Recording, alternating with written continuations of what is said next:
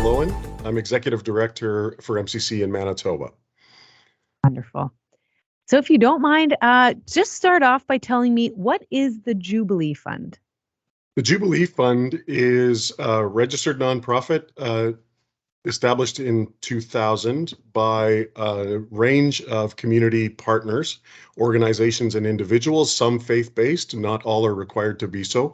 MCC Manitoba is a founding member, I'm happy to say. Jubilee Fund is established to gather social investments by supporters in order to provide collateral. That's the most common vehicle of programmatic vehicle in Manitoba.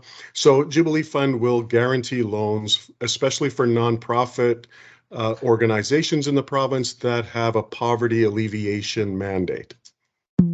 I see. So MCC recently gave a donation. If you don't mind, tell us a little bit more about that and what this means.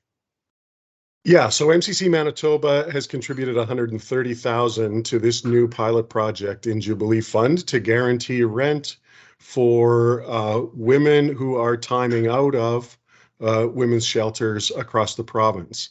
It's consistent with a number of MCC priorities, one of them being consistent with our domestic program in abuse response and prevention. So we understand that some of the likely participants in this rent guarantee program, since they're will be coming out of women's shelters, some measure of intimate partner violence is likely to be in their stories.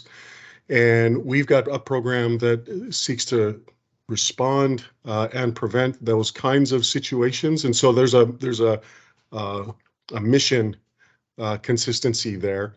We're also interested in affordable housing, since we know that housing is one of the markers of economic sustainability in a household, right? It's the threshold between poverty and the journey out of poverty. So we've got a few investments. These monies were donated to MCC Manitoba with affordable housing in mind, and this just seems like a really great, innovative program in Jubilee Fund. Absolutely. A question, I don't know if you know, but if a woman is fleeing something in a crisis situation, roughly how long is it? Is there a normal for how long they stay in a shelter? My understanding is that 12 months is the maximum time limit.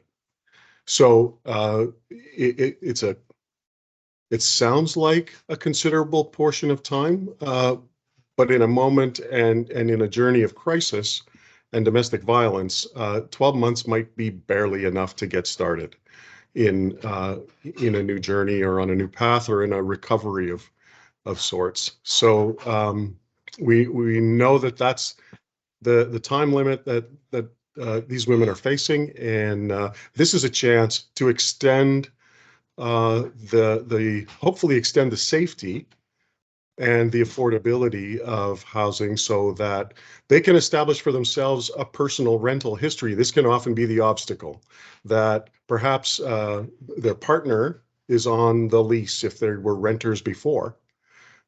So personally or individually, they haven't got a rental history. Landlords have some comfort then, and so too do the women applying to rent.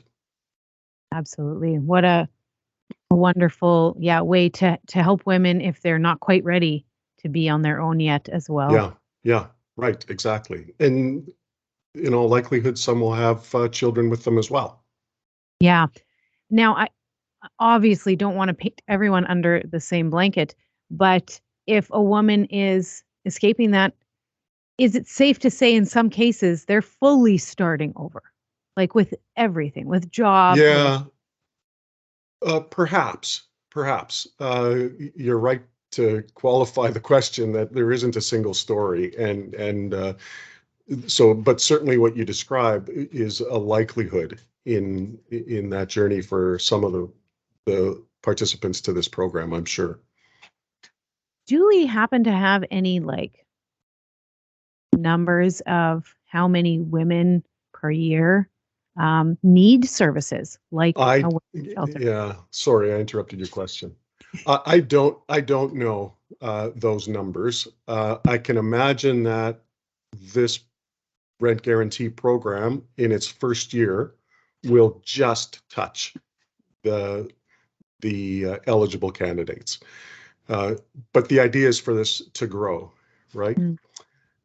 We know that there are only 10 women's shelters across Manitoba, only 10.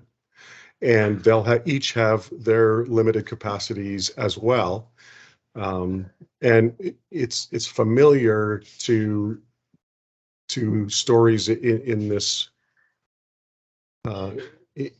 It's familiar to stories like this, that those who have left an abusive situation, those who have found their way into a women's shelter or some other kind of supports, will be a small portion of those who are experiencing intimate partner violence. So it's a small step in what is understood to be a large challenge for women across the province and beyond. Well, I'm glad that this fund is there to assist women. If people are interested in helping this out as well, are they able to donate somewhere? How does that work? Yeah, be in touch with Jubilee Fund, jubileefund.ca. Monica Sigurdsson is the fund development manager. She can introduce a range of opportunities to make a social investment that pays a very small financial return to the investor, a modest return to the Jubilee Fund programs, and a massive social return on the investment. That's the magic in Jubilee Fund, is the social investment, where you know that your gift is multiplied in social impact. If it's 12 months of safe housing, I mean, imagine every situation in your own life that is safe, predictable.